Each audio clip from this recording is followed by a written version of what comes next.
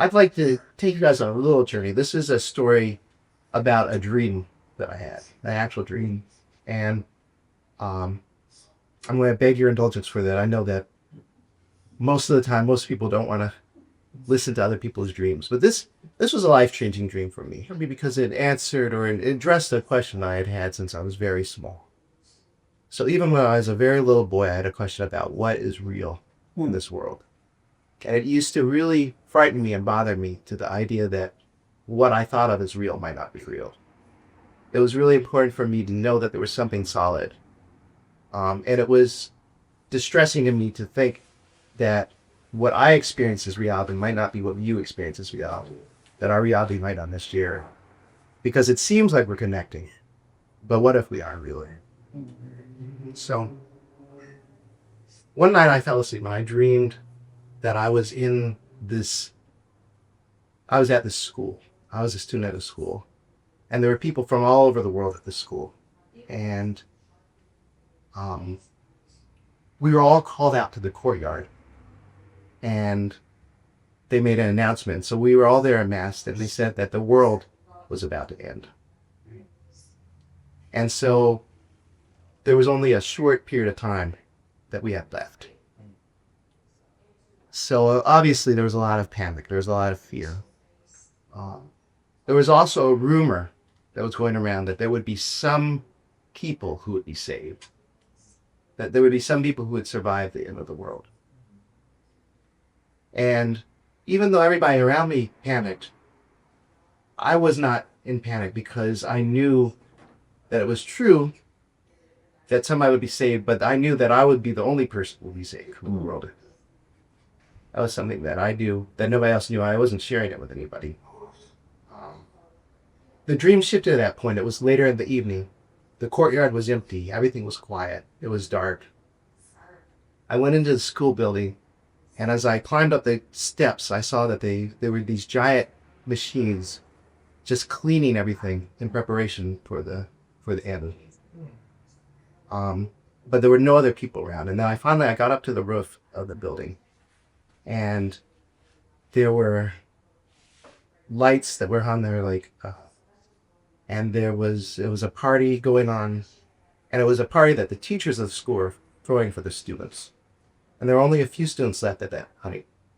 And I went and I talked to one of the teachers, and I asked, because I knew that the teachers knew that I was the only person who was going to survive. So I asked them, why is it that you care so much to do all this stuff? Like, you're cleaning the school, you're throwing these parties for all these other students. And they said, well, they're just as important as you are, even if they don't go forward. And then I said, well, what does it all mean? I said, what's the point of any of this if it's all going to end? And what she said to me, is love is real. Love will last. If you are loved, if you're in a state of love, that's real no matter where you are. And I woke up at that moment. I realized that it had been a very true dream because that world had ended. And I was the only person out of that world who survived. And I also realized that I had gotten the answer to the question I had always wanted. What is real? And the answer is that love is real. And love is always real. It doesn't matter if this is a simulation. It doesn't matter if this is a fiction. It doesn't matter if we're in the base level of reality or if we're far, far from it. If you are loved, that is real. Can you give us your definition of love? Something that I learned from my grandmother is that love is an action. That's you be love in the world. And that it's not a possession. It's not something that you own. I'm going to close kind of the prepared portion of what I'm talking about tonight with a prayer that was taught to me by, again, our late host, Ernest Libert Jr. And this is a prayer that he learned in Ghana. And it's comes from a philosophy called Ubuntu. And Ubuntu is a philosophy that means that we're all connected. Please repeat after me. I am because you are. I am because you are. You are because I am. You are because I am. I am the ancestor and the unborn. I'm the ancestor and the unborn. You are the ancestor and the unborn. You are the ancestor and the unborn. When I fail, you fail. When I fail, you fail.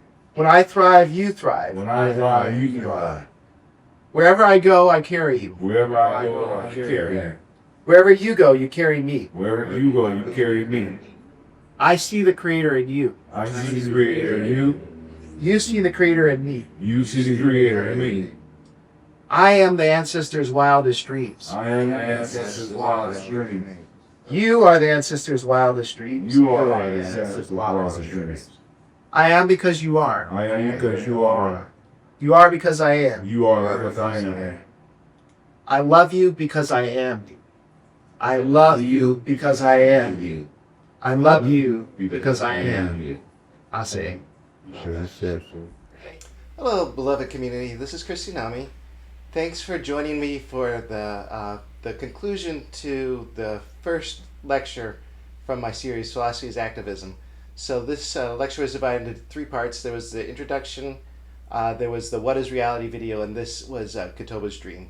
So altogether, those made the 3 parts that made up the first lecture in the series. If you're in or near Columbus, Ohio, and watching this in March or April of 2025, feel free to come join us in person for the remainder of this series, alternate Wednesdays at 7 p.m. at the Cooperative Chess Cultural Center. Details are at Kitoba.com. That's Kitoba.com. Wednesday, March 19th will be the next lecture on the topic of religion as technology. I'd also like to encourage you to check out my books. The Partially in Zen Life was created in collaboration with the popular philosophy podcast of the same name. It's an entertaining and accessible introduction to philosophy from all around the world. Hero for Christ is a guide to putting faith into action for those who really want to follow the revolutionary message of Jesus. These can be purchased on Amazon or requested for order at any bookstore. I'd like to thank the hosts for these lectures, the Royal Oak Institute Chess Program. If you'd like to become a member of the organization or just to support their mission of bringing chess to the center city, please check them out at theroichess.org. That's TheRoiChess.org. Thank you very much, and I hope to see you at the next lecture.